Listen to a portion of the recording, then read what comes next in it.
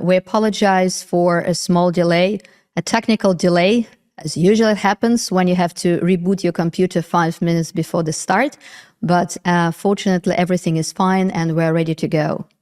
And I would like to introduce you our wonderful specialist who is going to be doing this webinar series, Professor Dr. Dan Sloan from Pepperdine University. And we're extremely lucky to have Dan with us. This is already the second time we've been working with Dan. The first series one was the most successful one that we've had with you over more than 2 years ago. And we're very lucky to welcome him back and to have with him an amazing topic on language of IP law. Welcome, Dan, and we're so glad to see you. Oh, well, thank you so much, Sophia, and I'm just honored to be here to speak with you about these topics. We have several coming up, 6, as a matter of fact, before the end of the year. So I think it's going to be a wonderful environment, and I'm pleased that all the audience members out there keep your comments coming in and the emojis and all those things as we go through this. So is there anything I need to know before we begin? Yes, just a little bit. So some technicalities are, so our webinar today is going to last for about 90 minutes, depending on how many questions we've had. Dan is going to give you a presentation, and there will be some theoretical part, and there will be some questions, and we welcome you to answer them. There are several options how you can answer. You can join directly to our presentation. You can see the link in chat. It was also sent to you. Plus, you can also comment in our Telegram channel, but we hope that the comments on presentation will work. It's a new software that we're using, which is very interesting. So we hope everything is going to work. If something doesn't work, that's fine. So we'll deal with it. Also, you may write into chat on ВКонтакте. So we have several options. We'll see which one will work. And also the second thing, which is essential to say, is that that's mostly for Dan, that we do have some delay in broadcasting. So it means that everything we say with you, Dan, will reach our audience in about 20 seconds. So we might expect some delay in answers.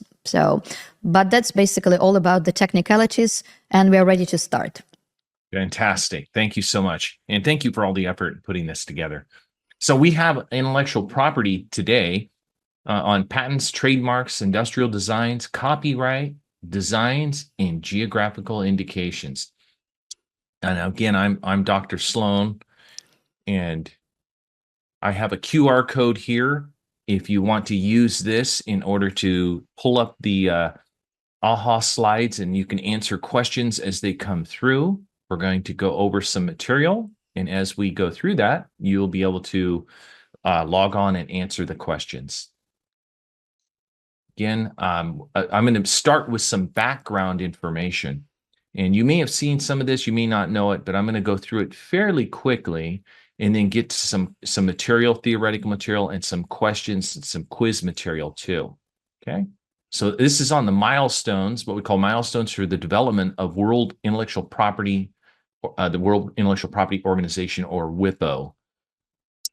Some of the milestones are from the beginning, which was the Paris Convention. So if you are in the legal field and you're working with intellectual property, you're probably familiar with this. If you're not, it started in 1883 and went to the Berne Convention shortly thereafter.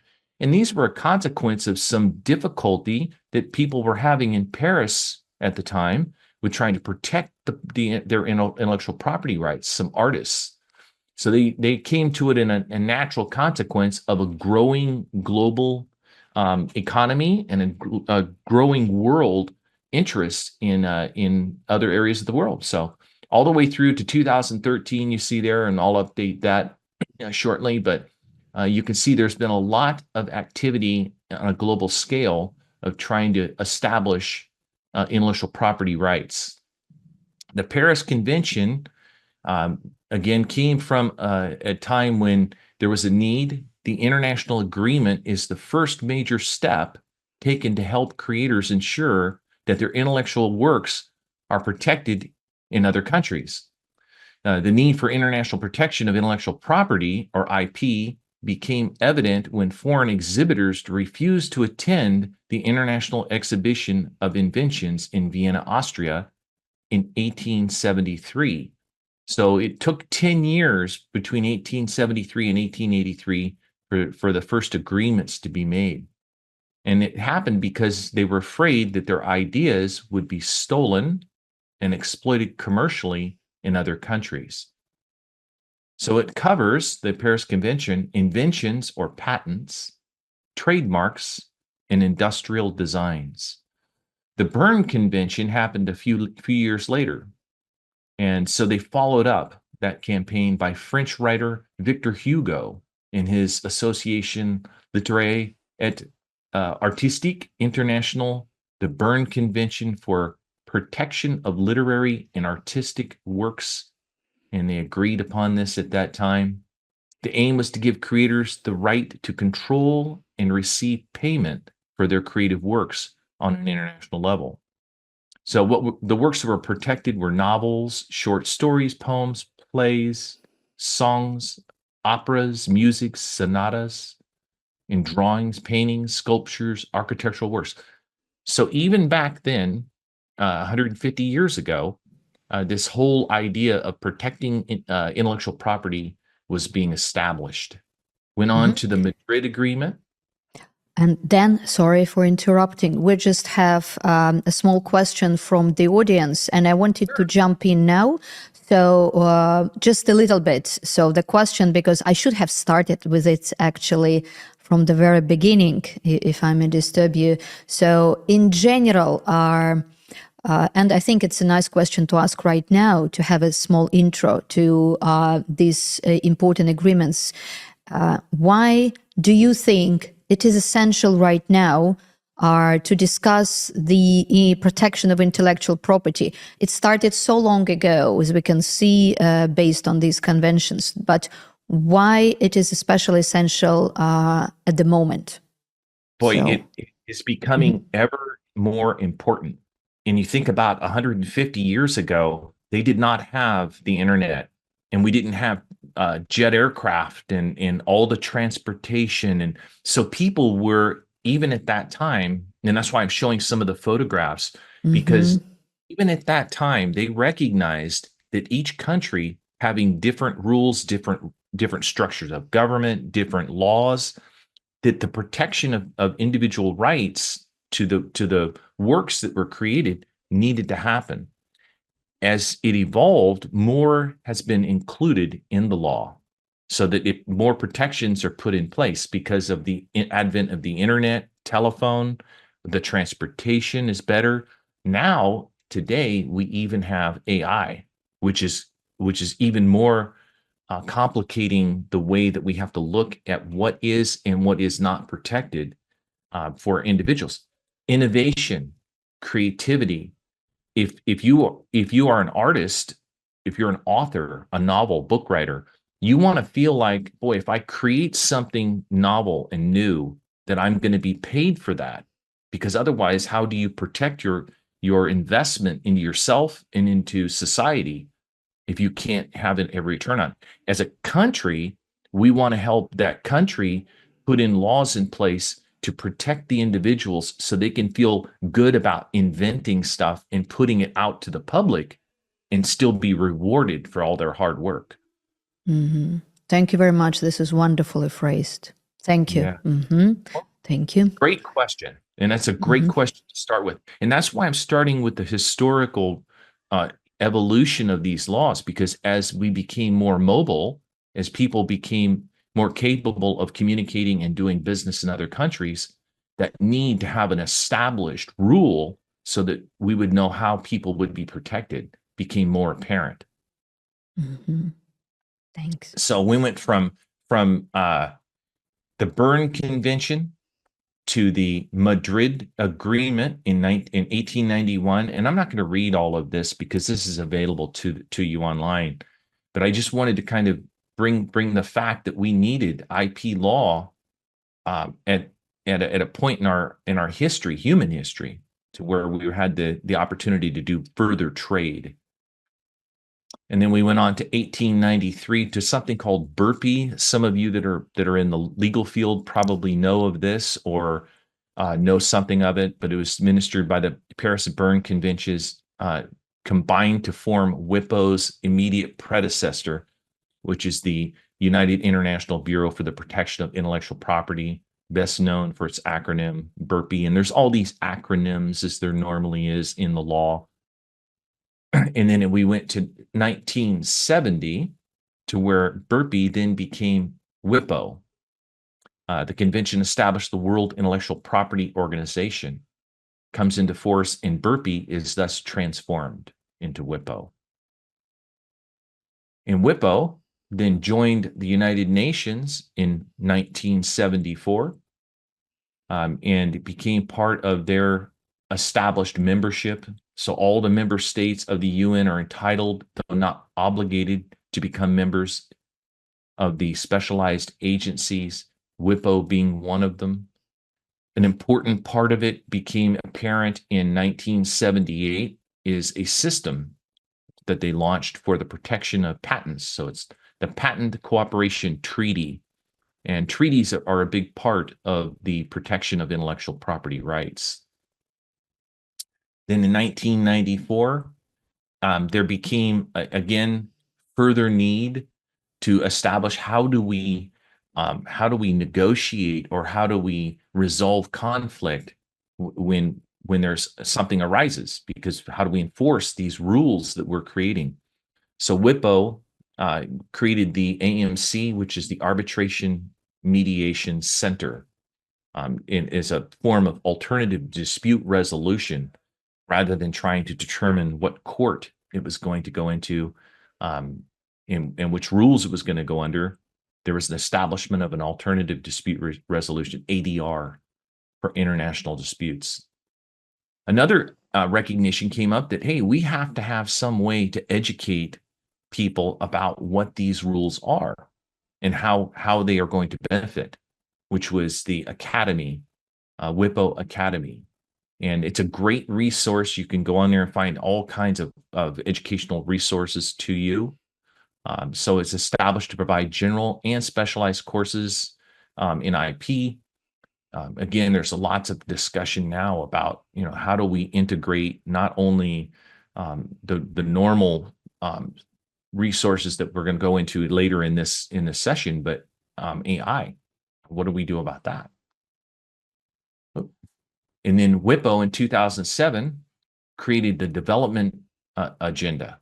And the development agenda is for underdeveloped nations in order to create capital investment, inward foreign direct investment. If you are a company, an international firm looking to do business in another country, one of the things that you want to do is determine whether your investment will be protected. So that's another question that goes back to that initial question. How do I protect the firms that I represent so that their investment will be protected in the countries that they want to enter to do business in? So the other side of that is the developing countries needed some protections in order to know, that the laws that they're putting in place. I spent a year in Laos, for example, and that some of the things they were working on is how to protect the individual rights of individuals. Being a communist nation, they had to write in laws that would help protect companies so that they would feel comfortable about investing in their company. Because if they don't feel comfortable investing, they're not going to come and bring money and jobs and opportunity. Then finally, we have here the World International Property Organization in Geneva, Switzerland, created an arbitration center for arbitration related to intellectual property, such as patents, trademarks, and copyrights. WIPO lists best practices regarding the nomination of arbiters. That if there is a dispute, they have a process to who's going to be an arbiter on an arbitral tribunal, for example. WIPO will consider preferences expressed by the parties and has a database of names and qualified people, because if you're going to have a dispute, you want to make sure you have an arbiter or a panel of arbiters that have knowledge in that area. And then WIPO rules explicitly cater to multi-party arbitrations, which is also something that can be difficult when you have more than two parties, multiple parties involved. So what is the importance of intellectual property? And that's the crux of the initial question we have. It encourages creativity and innovation by allowing individuals and companies to profit from their work and ideas. It also contributes to economic growth and job creation, providing a framework for fostering competitive market practices. It's almost like we knew you were going to ask that question. I'm glad you did. Challenges in intellectual property. So what are some of the problems? Well, the growing digital landscape has made it difficult to enforce IP rights due to easy replication and distribution. And we're seeing that becoming ever so more easy to do with AI and other types of medium. Furthermore, global enforcement varies. That's true. You can have all the laws in the world, but how do you enforce the law in other countries? So it leads to conflicts and challenges in multinational scenarios. Those are some of the things we're going to discuss. And jump in anytime, Sophia, if you have a question for me. Yes, there is actually a question from one of our participants. Is that do you then have do you encounter any of the disputes on IP in your work or in your teaching work? Maybe as you are a professional, working for a dispute resolution law school, if I'm not mistaken. So the Caruso, can you please just speak about more on this if you have something like this? As I understand, that was the question. So like your personal experience with anything like this.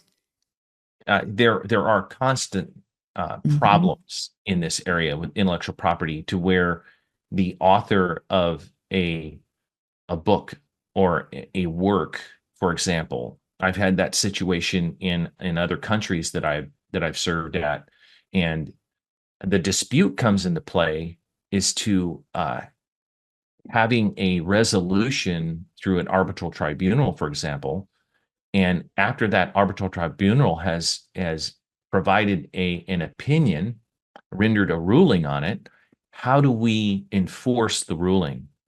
And I've seen this happen, and those can be very tricky. They're very difficult to enforce. And we're going to talk about some of the enforcement mechanisms later. But yeah, I've seen this happen. It's constant. It is absolutely constant, where there's the belief, and here's some of the stuff we're going to get into, is there's a minor variation in the use of a work, or the minor variation in the use of mathematical formulas, which are not really covered. They're not generally covered, but the use of it can be covered. And that's what we're seeing more of right now, like with autonomous vehicles and all the algorithms that are being used in intellectual property, is that variation is what's important. But we'll look at that when we come to it. Okay, thank you. You're welcome. So what is intellectual property? It protects the rights of any person or business who creates artistic work. So music, for example, words, literature, phrases, plays, symbols, discoveries, designs, inventions, and brands.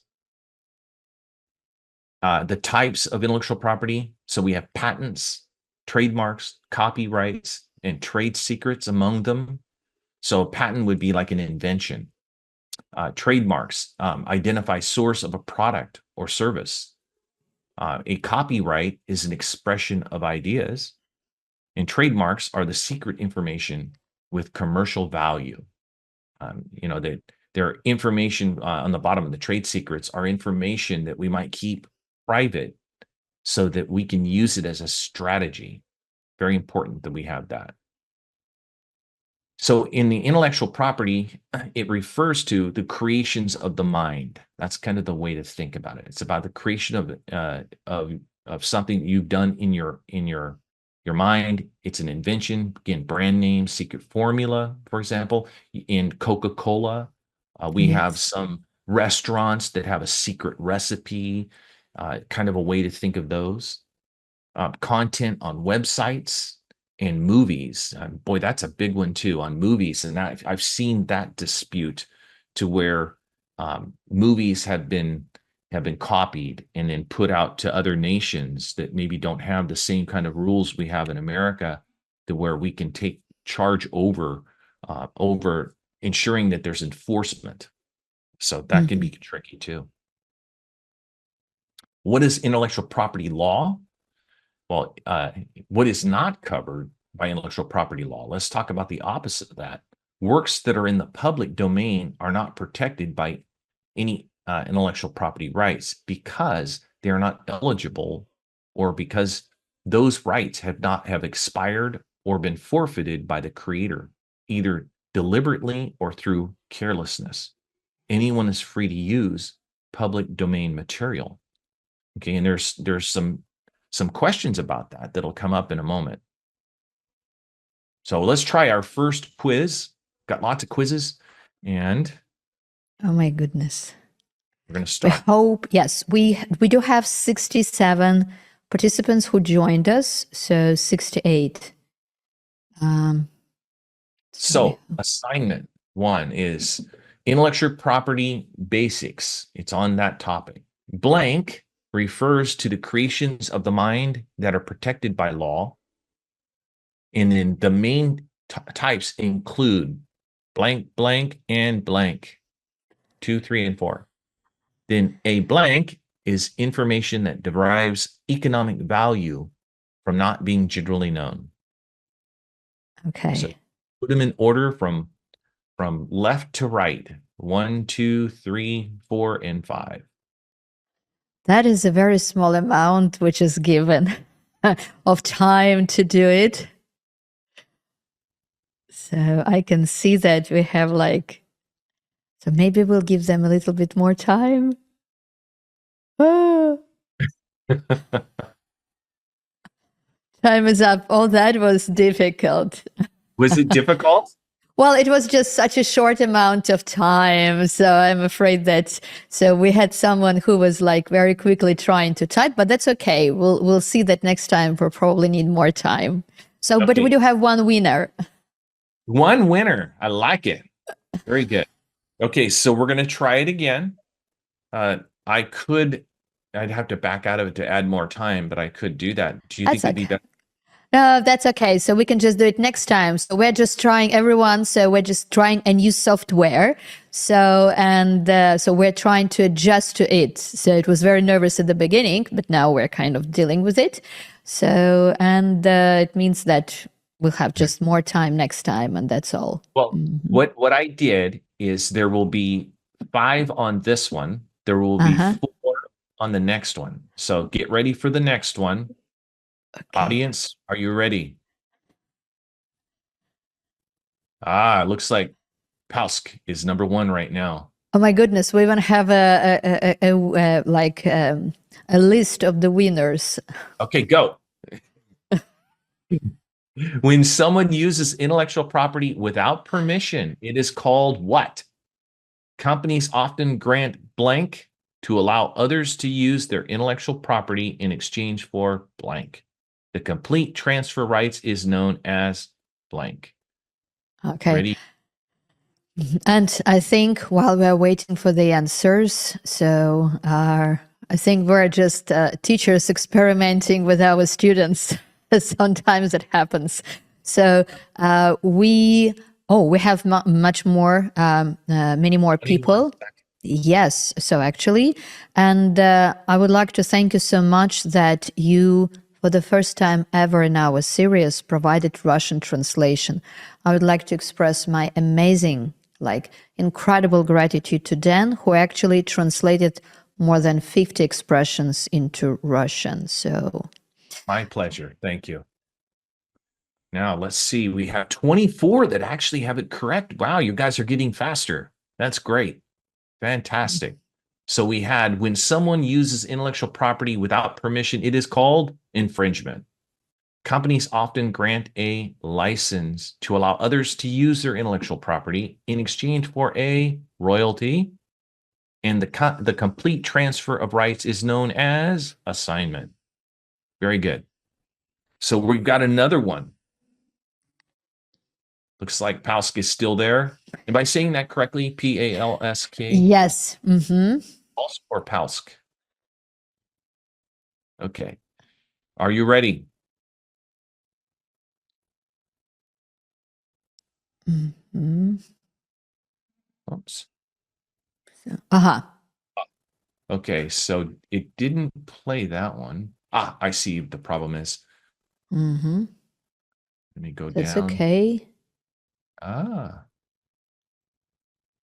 So there we go. I'm going to start the next one.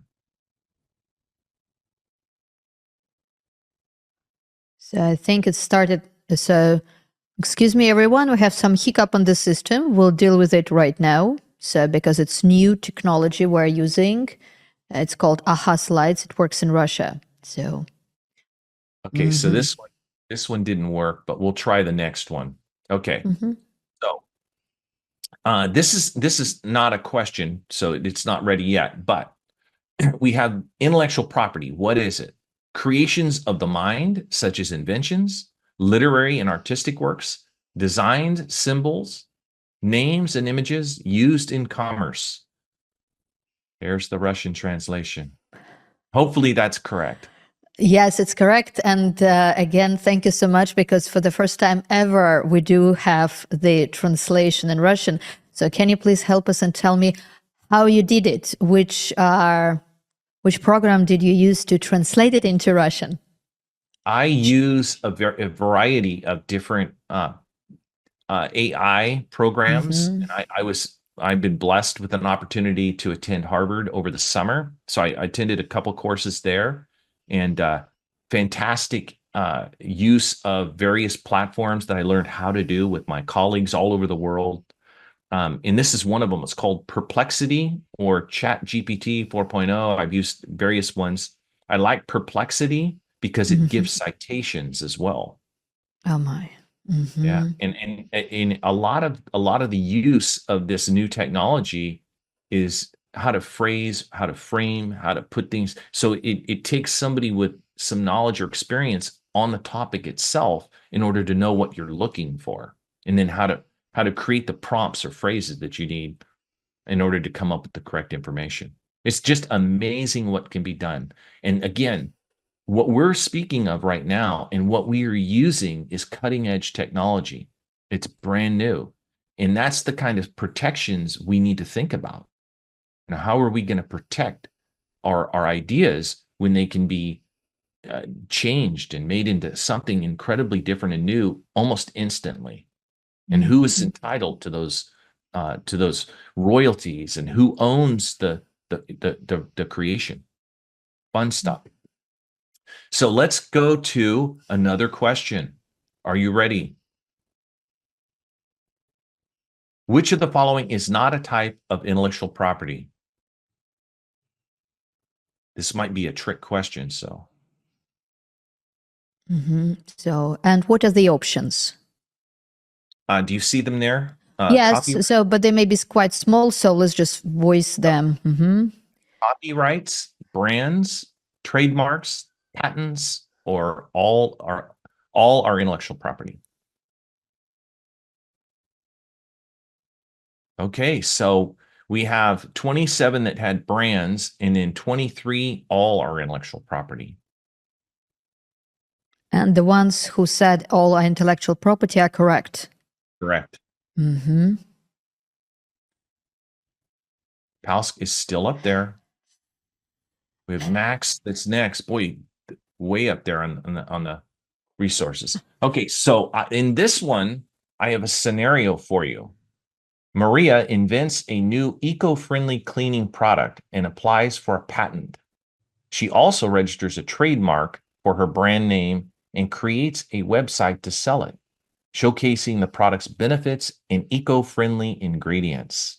So the question is, what type of intellectual property does Maria utilize for her cleaning product?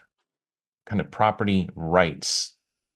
So there's the American version or English version, only a trademark, patent and a trademark, copyright for branding only, trade secret, or patent, trademark, and potentially copyright. So there's the Russian version. I think we'll make it very easy if we give a Russian version, but I'm grateful that you do it because Okay, it means that, now, yeah, more people can watch it. yeah, so now you have it. There it is. The same question with the answers. Okay. So you have A, only a trademark, B, patent and trademark, C, copyright and branding, D, trade secret, and E, patent, trademark, and potentially copyright. It seems like, Dan, you're making us sweat. We're like really like running. I can feel it with our audience. Everyone is pushing the button. Hurry. Oh, good job. I like it. So we had 12 that had patent and trademark. That's incorrect. It's actually patent, trademark, and potentially copyright that could be infringed. Okay, that she wants to protect. Palsk is still up there, but it looks like Cерия is moving up. Okay, here's another one. Patent. A government authority or license conferring a right or title for a set period, especially the sole right to exclude others from making, using, or selling an invention. I actually wanted to ask a question on what does conferring a right mean, and we do have the Russian version here. So it's like, can we say that conferring is like granting a right or giving a right? Or conferring, is that what you mean? Yeah, conferring. Yeah. So the government authority, because a right in this case would be granted by the government to say we will protect with our laws, and whether that's the international, agreements and treaties that come about to create international law, or whether it's domestic, your domestic protections. So that they're giving that authority because that right is conferred by an organization, mostly a government authority that's going to oversee it. You need enforcement, and you can't enforce it if you don't have an agreement that can be upheld. And can I ask a question? Can we use the word confer a right in relation not to a government authority? Can I, for example, confer right to something or in something to the other? Or this word confer is used mostly in relation to the government or official bodies that grant a right. You can confer a right. I can also confer. But the problem would be, how do you uphold it? Okay. Thank you very much. I'm just asking because this word is not that often used that we see. We usually say give or grant. So that's why I wanted to ask about the specifics. Because anybody can give somebody an agreement in a contract, but then how do you enforce that agreement? And with this case, we're calling it a right. You have that right to do so. Private property, for example. Thank you. What is a patent? So a patent is a property right to exclude others from making, using, or selling an invention. Does not give the right to practice your invention. It gives you the right to have the creation of the invention. So a patent is a key part of it. A way of looking at this is to say we have a balance between full disclosure to the public, because that's what we want. We want to be able to let down our protections and use that idea or that creation in a public use, public venue. But we're granted a limited monopoly right in a patent. We're given it for a period of time for specific uses, a drug or something that we have a patent on, for example. So there's that balance there that the government will generally confer. What can be patented? Anything under the sun that is made by man. That's what the U.S. Supreme Court at least says in Diamond versus uh, Chakrabarty in 1980. Prior art, so information or knowledge publicly available before the filing date of the application, and printed publications like U.S. patents and published applications, foreign published patent documents, poster presentations, handouts at meetings, abstracts, materials posted on the internet, articles, books, thesis, or dissertations. So I've got another scenario here for you. Scenario number 2, and then a question. So get ready for another question, guys. Alex invents a new type of solar panel that converts sunlight to electricity with 50% higher efficiency than existing models. He files a patent application detailing the unique design and manufacturing process. The patent office approves his application after review. Okay, so here's the question. What right does Alex patent grant him?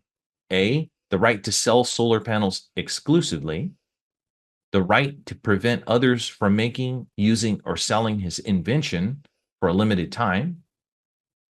C, permanent ownership of the solar panel technology. D, the right to sue anyone who uses solar energy. Or E, automatic global protection for his invention. Those are your options. So the question is, which right is not given? Yes, so the patent office approves. So we're asking, what rights does Alex patent grant him? Which one does it give him of these? Are you ready?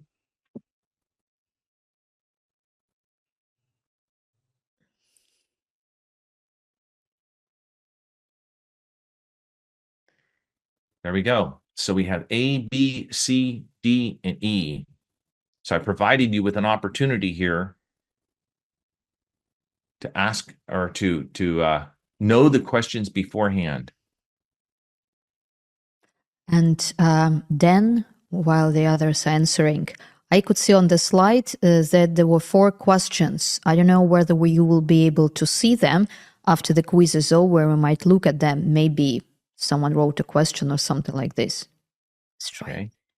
So most people got it right. So the 43 have it correct.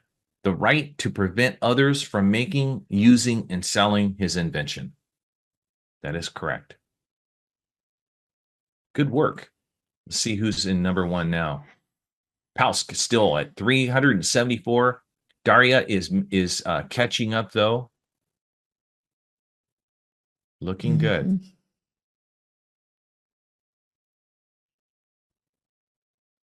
Okay. Yeah, I can see that at the bottom of the slide, you can see in the bottom right corner, there are 4, like there is a sign question and there is number 4. So yeah, so maybe, I don't know whether. What are the questions there? Yeah. There we go. Hello. Why should there be intellectual property itself? Bear in mind more in English, but not West European legal sense. Why it should be protected and not be a public domain. So if I understand the question correctly, it's asking is why do we need intellectual property protection, especially for Europe, maybe, or for America? Is that? I actually don't. Yes, I don't get the question. Maybe we'll just ask to rephrase it to make it more clear and just to submit the question again. Okay. So from Alexandra is how despite its original good intentions, IP has become part of a system of maintaining the economic dependence of less developed countries on more developed countries with the financial system. Okay. So, and I have lived in China for many years and in Laos for a year, in other areas of the world. So the socialist or communist system is different in the protections of rights than it is here in America, where I was born and where I live. But those protections for intellectual property provide people an opportunity to to earn an income off of their creation or to sell that creation. So it's a motivator, it's an innovator. Without that, it's difficult to incentivize. It's difficult to encourage people to go out and create like Elon Musk. In many, and I'm not saying this is, just America. We have many great inventors all over the world in every country, but we want to give those countries an opportunity to create amazing inventions and then profit from them. And we can't do that if there's no way to safeguard somebody stealing, which is where this started. That's why I started off with where IP law began. It began in France back in the 1870s, because the artists were trying to attract people to come, and they wouldn't come. The artists wouldn't come because they were afraid others were going to steal their work. So we need that in order to give people a better opportunity to earn more income. How to participate? Okay, I think you have That's permission. difficult. Mm-hmm. How does copyright relate to websites? So you may have content that's on your website, and I have some other information on that in another presentation coming up a few weeks from now about how to protect and where the law. It's about the venue or the jurisdiction. We'll get into on those issues. So I'll get to that in another area. It's quite a bit to go over. If I understood you correctly, the objects of IP published in the internet public domain will not be protected by IP law. They are protected, but you have to make sure that you have you have it properly cited in the protections. We'll look at that, as I said. And then Daniel, if I understood, that's the same one. Okay, so I will go over that in here and answer those as we go along, because I'm going to cite some case law as well. So copyright. Let me go back to this. The exclusive legal right to reproduce, publish, sell, or distribute the matter in form of something, such as a literary, music, or artistic work. We have a copyright. And that may be what you're talking about. And we can think about it, not just something that's put on a website, but if you consider Netflix or a large international producer of content, of movies, they have to protect it. Amazon is another one that is global, that protects their work. So in this case, you have artistic works that are being protected with the exclusive legal right to reproduce, publish, sell, or distribute the matter. So let's have another scenario. Elena writes a novel about a detective solving crimes in Moscow. She publishes the book through a local publisher and also releases an ebook version online. So here's one of the examples. Later, she discovers someone has uploaded a free PDF of her entire book on a website without her permission. So the question is, what rights does Elena have under copyright law? So she can, and I'm sorry about the number 1 and A, but we got both there. She can only prevent others from selling physical copies of her book, or she has no rights because the book is available online. C, she can demand the website remove the unauthorized PDF or seek damages. D, she can only protect the title of her book. Or E, copyright only applies to ebooks, not printed versions. So those are your options for Elena or Lena. Are you ready? Okay, we got the test coming. You'll have the same scenario with the same options.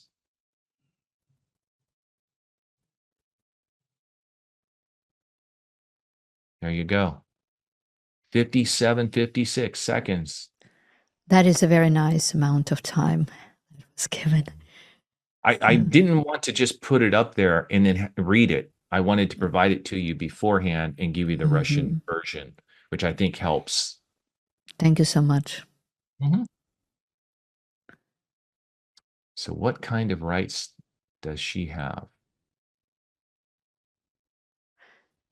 I'm very interested in what we are going to discuss later if we are already discussing such specifics and looking at already the task. So it means that we're going to go very deep into IP law.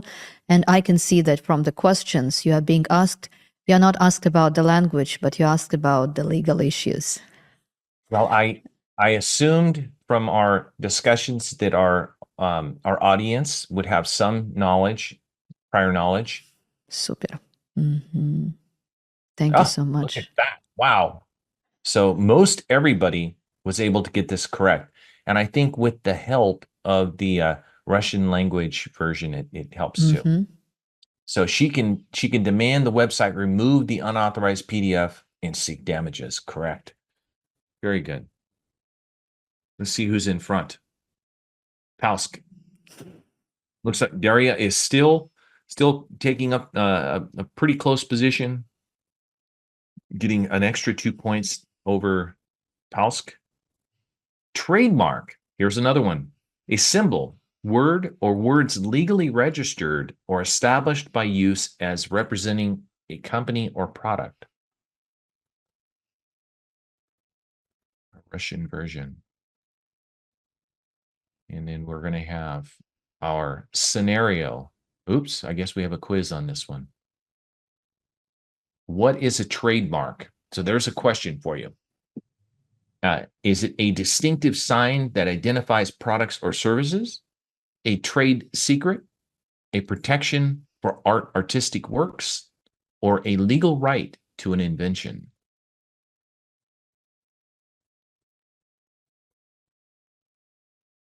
That one's quick. A distinctive sign that identifies products or services. Perfect. Most people got that one correct. And it looks like Daria is catching up, 94. Yes. And House got 67 on that one. So we got a good race, good horse race. So here's our scenario on that one. So Lena starts a bakery called Sweet Delights and creates a unique logo for her brand. After some time, she finds another bakery using the same name and logo in a nearby area. So what can Lena do to protect her brand, Sweet Delights? This is something that you will see. I've known of a beer company that has similar situation. So she can A, ignore the other bakery and continue her business. B, change her bakery's name and logo. C, register the trademark and legally protect her brand. D, allow the other bakery to use her logo. Or E, sell her bakery to the other owner. So there's your choices. And I'll hurry along here. I see we have some questions too, but while we're waiting, I'll look. Well, I guess I can't. We got to make sure you've got that available to you. There we go. Oh, you only have 30 seconds on this one. We're getting faster.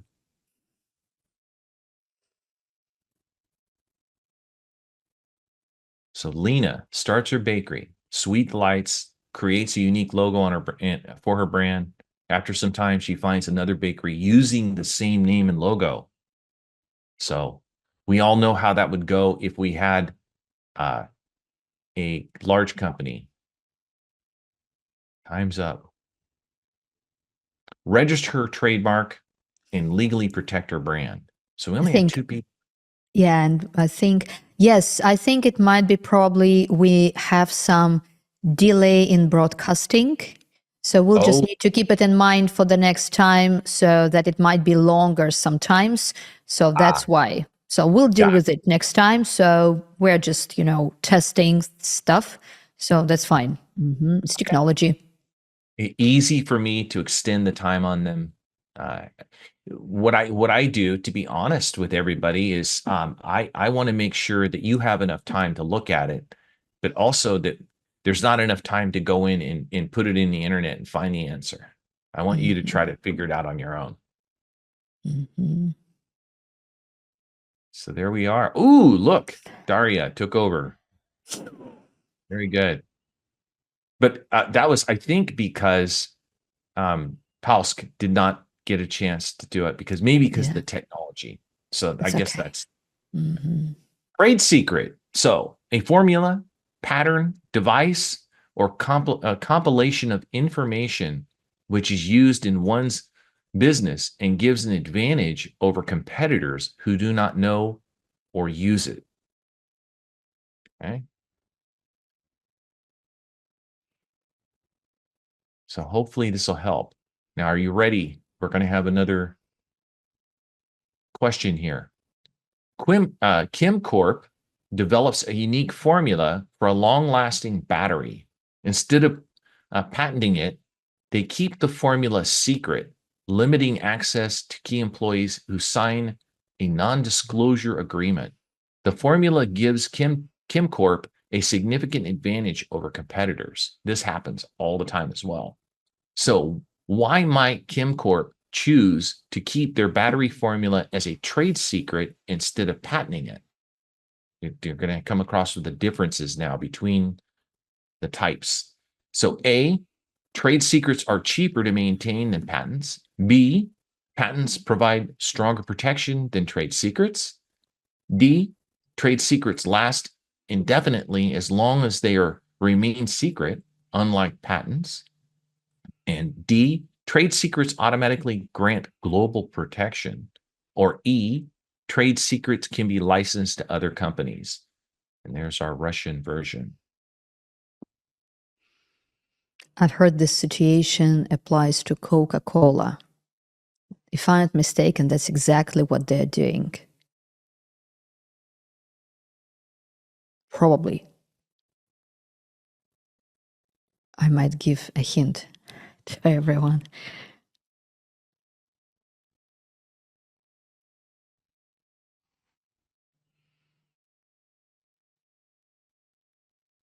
Are you able to still hear me?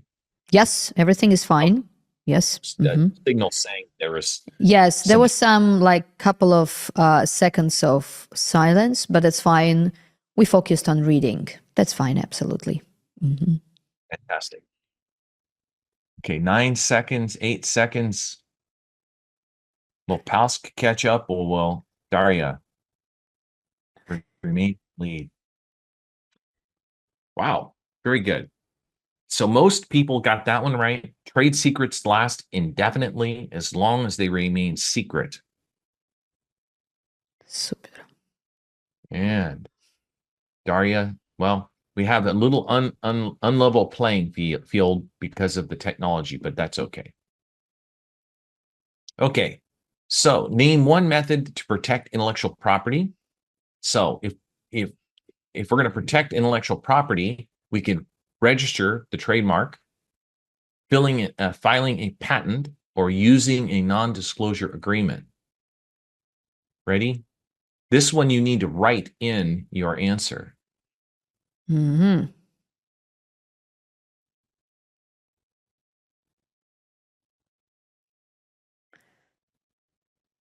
I didn't give you a lot of time.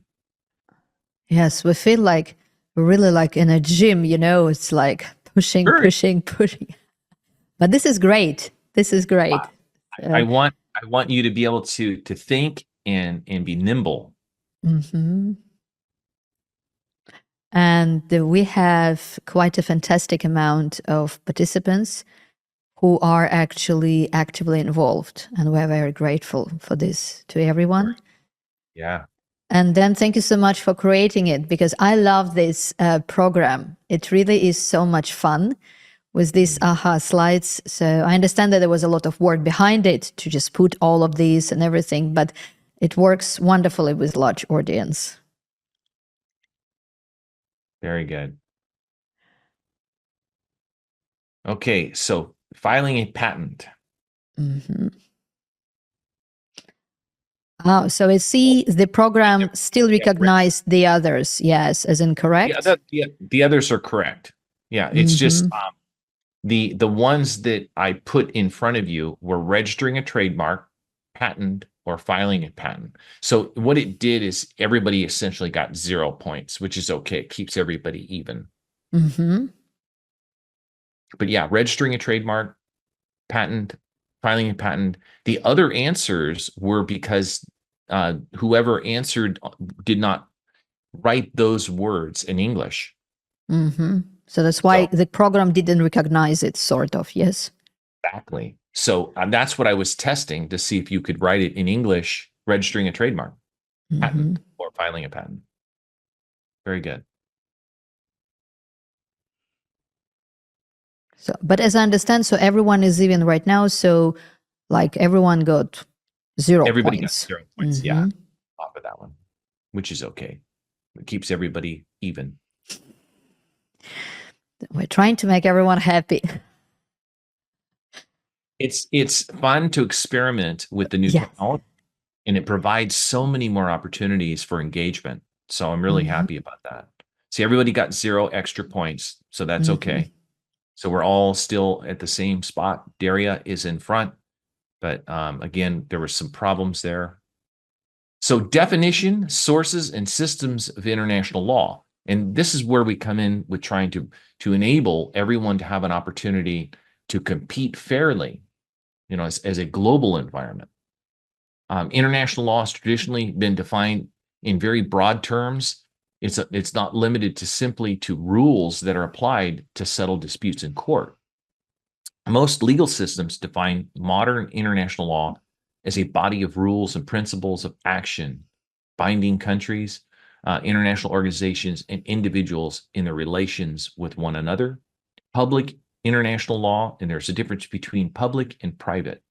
So public international law is the law that governs relations between countries and international organizations, where private international law focuses on the regulation of private individuals and business entities. I think that was some of the questions that came up earlier. So how do we enforce these laws? How do we enforce intellectual property rights abroad? So we have several different ways of doing this through agencies or organizations. The agreement on trade-related aspects of intellectual property, called TRIPS, is a part of the General Agreement on Tariffs and Trade, administered by the World Trade Organization. We have the Madrid Protocol, is intended to harmonize trademark protection by providing a uniform, single-source process. Regional level harmonization has been more successful. And the Paris Convention agreement requires 160 member countries to protect the same inventor rights under any member country's patent laws as those enjoyed by citizens of the member country. So everyone gets treated the same, whether you're from another country or not. However, some inventions that are patentable in the United States, but not patentable in a foreign jurisdiction, may not be protected in the foreign jurisdiction. So those differences still exist. And copyright protection is provided by the Berne Convention. The two passed the World Intellectual Property Organization Copyright Treaty, WCT, in 2002 to provide uniform copyright protection for computer programs and certain protectable databases. So you can see the protections are evolving along with the technology. Generally, the technology is faster than the law because we have a hard time keeping up with it. That's what's happening with AI now. So some sources of international law, such as treaties. A treaty is an agreement between two or more nations to cooperate in a certain manner. And treaties may be related to defense, trade, extradition, and other matters. The Vienna Convention of the Law of Treaties is important for interpreting treaties. Customs. So customary law follows the basic principle of international law that individual conduct is permitted unless expressly forbidden. And judicial decisions. So most treaties and national laws recognize both an international tribunal, such as the International Court of Justice, and ruling by a national court applying international law principles. Comity is the general notion that laws will defer to and give effect to the laws and court decisions of other nations. So there's a lot here in terms of the types of bodies that we can use in international dispute and international commerce to regulate. So international dispute resolution is part of this. How do we enforce the rules? What if somebody cheats? We can't take our military there because maybe we're a private company and maybe it's not appropriate, and those issues come into effect. So international arbitration occurs when the two parties of different nationalities, or if the subject matter of the dispute involves a state other than the country in which the parties are nationals. International treaties, such as the Convention on the Recognition and Enforcement of Foreign Arbitral Awards, allow the enforcement of arbitration awards in many major countries, provided that the arbitration is international. And prominent bodies that administer the arbitration include the International Chamber of Commerce in Paris, International Court of Arbitration, and the London Court of International Arbitration, LCIA, and the American Arbitration Association, AAA. We also have one called JAMS, which is in LA, and that's what Pepperdine uses for a platform for the students to learn, and they have about 300 judges there, retired, that work as arbiters. We also have the UN Commission on International Trade Law, arbitration rules which bridge the gap for parties who are unwilling to incur the additional expense involved in using services of an arbitration body and do not want to spend the time to set up their own procedures. So these procedures exist, and you just need to find one in which the rules the parties can agree to if there is a dispute. And that's done beforehand in a contract. Okay, the next question.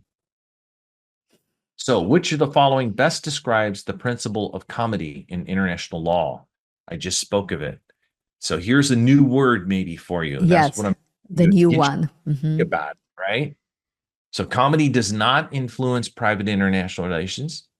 It is a binding principle of public international law. Comity only applies to trade agreements. Nations only recognize treaties signed by them, or nations will defer to the laws and court decisions of other nations. I think we would need to clarify the word comity and defer because someone might not know them. So let me I don't want to give them the answer since they're all competing on this. Okay. After it's over, and then I can. Okay, thank you so much.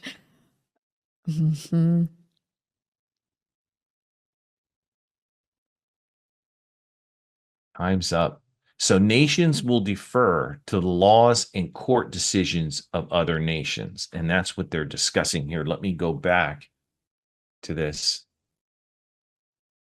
So if you look here on judicial decisions, so most treaties and national laws recognize both an international tribunal, such as the International Court of Justice, and ruling by a national court applying international law principles.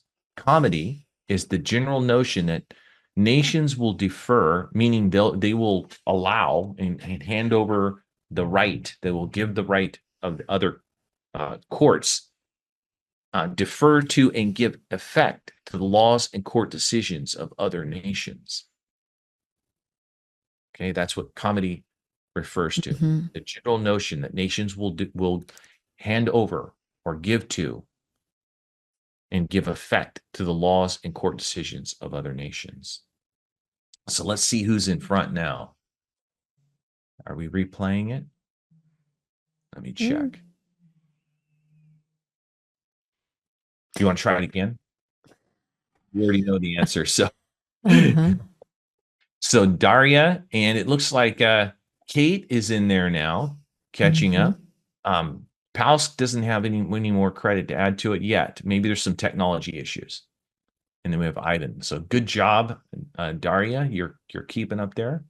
Here's another question for you. So we're learning these as we go. Which of the following accurately describes a source of international law? Is it customary law operates solely within the confines of a single nation's, boy, can't see the rest of it. Or judicial decisions are irrelevant in the interpretation of international law. The International Monetary Fund creates binding laws for all member states.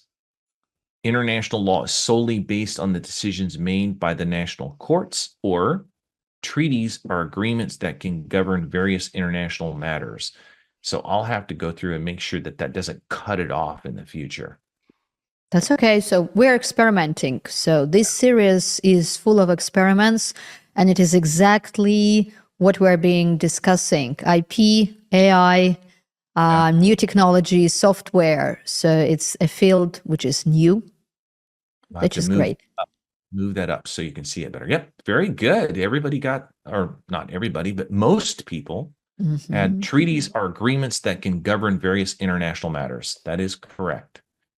Well Super. done. Leaderboard, drum roll. Daria's still up there. Kate is catching up. So what is intellectual property law? What cannot be protected by IP rights? We're going to ask about that one. What cannot be protected? So ideas, methods, and systems are not covered by copyright protection. This includes what are those things? Would include making or binding or building things, scientific or technical methods or discoveries, business operations or procedures. And we have mathematical principles, formulas, algorithms, or any other concept, process, or method of operation. Now, just like the legal system protects people's physical property rights, it aims to protect people's mental labor, which is the way to think of it, which we call intellectual property. There are several different types of intellectual property. So the copyrights, patents, trademarks, geographical indications, right of publicity, trade secrets, right of privacy. And we're going to go into more so that we can learn more about it. Ask some questions here. Which of the following is considered a primary source of international law? Decisions of local government bodies, agreements made solely in private business, customs that are not widely recognized, judicial decisions from national courts only, or treaties between nations. 35 seconds. And then we have maximum 15 minutes to go. So, and we do have some questions I see in our questionnaire or question section. Yes, after the quiz is over, we'll see them. Yeah, it won't let me pull it up. So when we later do it, so, and we need to keep track of time. Okay. I'm a timekeeper today. Yeah. Time's up. Wow. Very Super. good. Yeah. Excellent. So we're making progress on this. Let me see if we can pull these up now, if it'll let me. Oh, no. So we need to go to the next slide, and then we'll see the Daria. Very good. So I don't have the questions there now. It wouldn't pull them up for me. Until I think it's until the quizzes is over. We Got have it. like quiz after quiz. We'll have to figure that part out because it wouldn't allow me to pull it up. So which of the following statements accurately reflect a source of internet? So which one of these statements? Comedy, we have that one again. Comedy refers to the practice of nations recognizing and giving effect to probably agreements. The Vienna Convention is a significant international treaty that, well, judicial decisions from national courts can never influence the outcome, probably. Customary law allows individuals to conduct themselves freely unless, well, a treaty is an agreement between countries that must be followed by all, probably all of the signatures on that agreement, all the parties.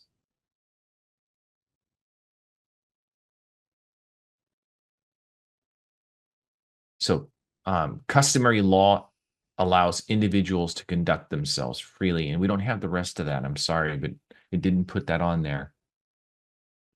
It's okay. Well, let me pull this up. No, it won't let me. Let's see where we're at. So Daria, boy, Daria's really taking the lead there. Good job. Another question. Oh my goodness, Lord. Which of the following accurately describes the role of the International Court of Justice? So this one we have. It is responsible for overseeing trade disputes between countries. It provides advisory opinions to national governments exclusively. It is the only court that can render binding decisions on private and is probably private disputes or private matters. It enforces international treaties through military intervention, or it serves as a judicial body to settle disputes between member states. The International Court, which accurately describes the role.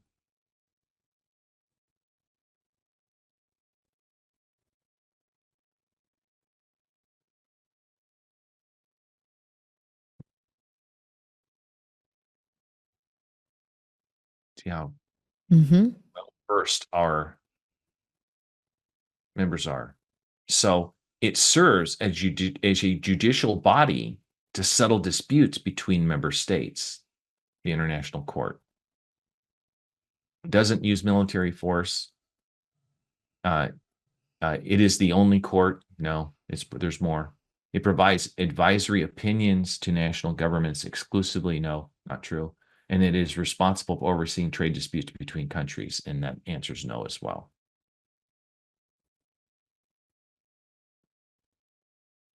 Daria still remains in the front. Oh my goodness. So it says like we have got 40 more quizzes to go. I think we won't be able to do all of them. You won't be able to do all of them. And I can move past them if that would be something we'd like to do. Yeah, let's do one more, then we'll kind of stop doing them. So because we need to have some answers to questions, if it's okay with you, okay? Not a problem. So which of the following is considered a primary source of international law that outlines the agreements between nations? Is it international law is primarily concerned with domestic legal? Judicial decisions by national courts are the only source, probably the source of the law. The Vienna Convention on the Law of Treaties applies only to regional disputes. Customs that develop over time are primarily considered international law, or treaties are formal agreements between nations. Okay, most people got that right. Super. Okay, so we have questions. Yes, I think when we move to the slide, which has got some text, not the quiz, then we'll see the questions, because right now there are just quizzes. And yeah, so here now you can see there is a question mark at the bottom right corner, and you can see it's 16. Yeah. So. Now it'll allow me to pull it up. Okay. So this is Oleg. Why should it be an English part? Oh, these are the same questions that we had. Yeah, but there were some more added. Yes, starting from make it public automatically if it will not affect free market. So can we get rid of intellectual property concept and make it a public domain automatically if it will not affect free market? Again, when we come back to intellectual property, it's because people are incentivized to take their ideas and use them in the public domain because they have value and they can still collect proceeds from that mental work. Remember that the brain work that you do, you should be paid for. That's the whole concept. Without that, what we have found is people are less likely to give up their work. And when I lived in China, for example, I had very brilliant people that I worked with that were unwilling to publish their information. And it was just because they didn't feel that they were protected enough, that somebody would take their book or their ideas artwork, and that they would put them on the internet. And because there was no real tight controls or enforcement, they would not do it. So as society, we suffer. We don't get to realize the benefit of somebody's excellent ideas because they're unwilling to give them up because they can't preserve them. So it's there for a reason, and if you work really hard at something, you work 15 to 20 years to becoming a doctor, for example, in a PhD or an attorney, and you have some great ideas, and you've spent all of this time, should it be fair for other people to take it? And that's the kind of concept there. So putting it in, you can obviously automatically put it into the public domain. You don't have to create intellectual property. You can just make it public domain and give away whatever you create. Sound can also be protected by trademark. That is true. We can also protect sound. I want to click C, but the slide only, okay, technical problem. Isn't copyright another type of protecting IP rights? Yes. And where shall I type my answers? That's another. I heard the Stockholm Arbitration Court too. Yep. Yeah, it isn't included. We couldn't put all of them on the slides here, but there are many different jurisdictions. And we're going to talk about jurisdiction in another lesson. So thank you for the lecture. Okay, translation. You're welcome. And then the question, a company is incorporated in the USA and has registered a trademark there. Another company in Germany, which does not do business in the USA, infringes on this trademark. And that is possible. That does happen. And that's why you need an international venue. You need an international agreement that allows for companies that are doing business that are in multinational jurisdictions so that there's a protection for those rights. That's very common. If you recall, that's where we started with our presentation, was the establishment, because people were afraid to come to Paris, artisans, of losing their intellectual property.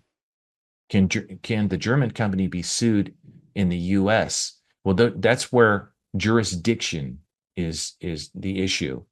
So normally what'll happen is under jurisdiction, and I do have a case on that, I'll bring it next time, is that jurisdiction will depend upon the amount of business the company does in the country. Like if they want to have a suit in the United States, they would have to show that there's a suitable amount of business that's being done in the United States and try to tie it to the American judicial system. So it's possible. It depends on the circumstance, the situation.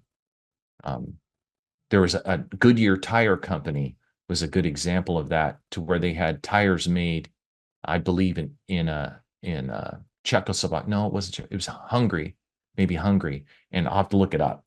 But it was the tires were sold in Italy, where an accident occurred and 2 American students were killed, and the patent and other issues came into play, as well as liability issues. But I'll bring that next time. Before China got involved in IP, it was actually stealing technology with the support of the government. Otherwise, wouldn't they have raised the level? And that is a big concern, where you have different structures of government. And how do we get the governments to not allow the violation of the law? If there's an IP infringement in China, we can't go there as private individuals and try to force something to happen. That's why we need them to be part of the agreement. If you remember, they were talking about treaties, and those treaties are about trade, and they become part of the political environment, because protecting domestic rights and individual rights, such as property rights, is important, especially in America, but all over the world. And we want to make sure that the people who have those rights are free to recoup from losses. And how do we do that? So that's a lot of the stuff we're going to be talking about here. Where are the limits of IP law violation in America? So downloading someone else's book in PDF for private use without any commercial purpose, is this the violation of copyright or not? And it normally would be a violation if you were downloading it a copy, you are basically using one of those sites that has illegally uploaded it and you are downloading it. You're infringing on the copyright of the person who holds it. And then again, it all comes into jurisdiction, and we'll go into that more in another lesson. Which approach is more correct in your opinion? First to file or first to use? And this is where America is at now. We're in a first to file.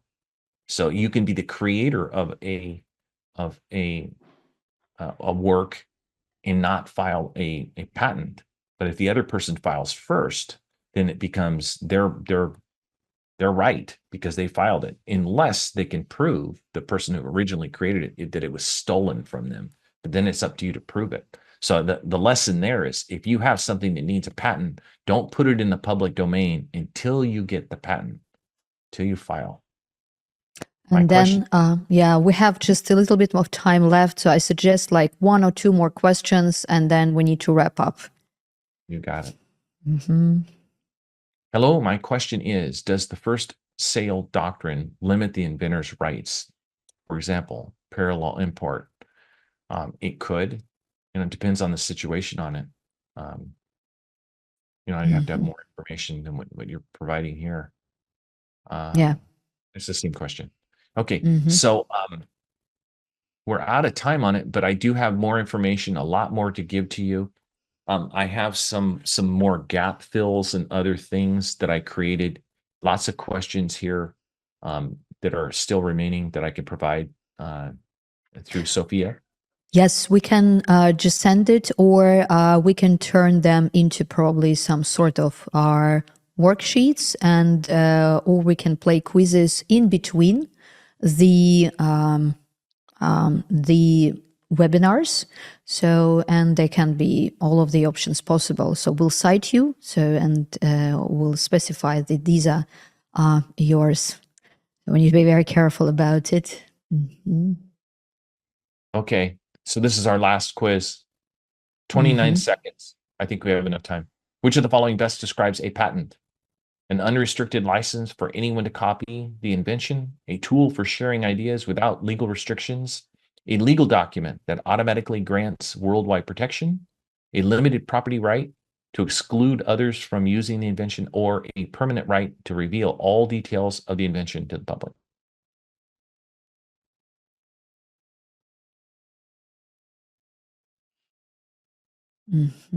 There we go. Most people got it right. A limited property right to exclude others from using the invention.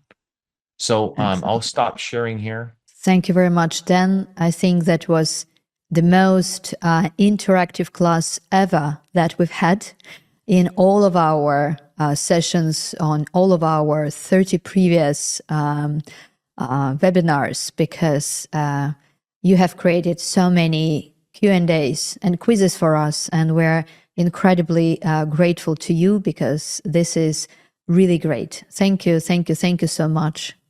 Well, thank you. I really appreciate it. We're using new technology and incorporating more of the Russian language as well. So that I appreciate the opportunity to try it.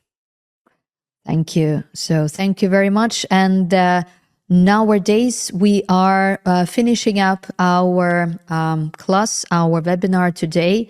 And we are, again, extremely grateful to Dan, and we're extremely happy that we managed to have this series with you, and thank you so much for agreeing to make it for us. And we are going to have 5 more sessions ahead of us. And we would like to welcome everyone in 2 weeks on the 23rd of October, the same time in Moscow. We're going, on Moscow time, 7 o'clock, we're going to speak about contracts. We're going to speak about licensing, rights assignments, and many, many other things. So, and dear Dan, thank you so much for this. And it's time for us to say goodbye. Okay. Thank you. Yes. I'll see all of you next time. See you, everyone, in 2 weeks, and goodbye. Bye-bye, everyone, and see you.